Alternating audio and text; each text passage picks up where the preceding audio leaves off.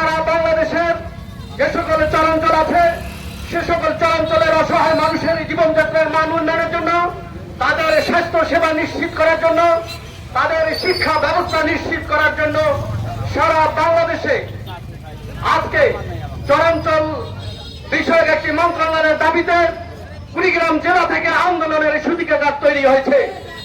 সেই আন্দোলনের সূতিকাগারের প্রাণ পুরুষ আমাদের শফিকুল ইসলাম বাবু ভাই আজকে যে কুড়িগ্রাম জেলা থেকে আন্দোলনের ডাক দিয়েছে, সেই আন্দোলনের মাধ্যমে আমরা এই অন্তর্বর্তী সরকারের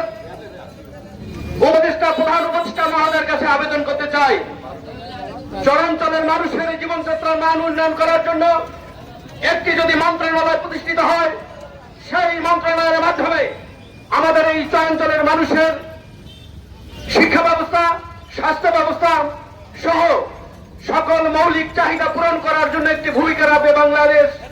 সেই আহ্বান রেখে সকলের সুস্বাস্থ্য কামনা করে আমি আমার বক্তব্য শেষ করছি।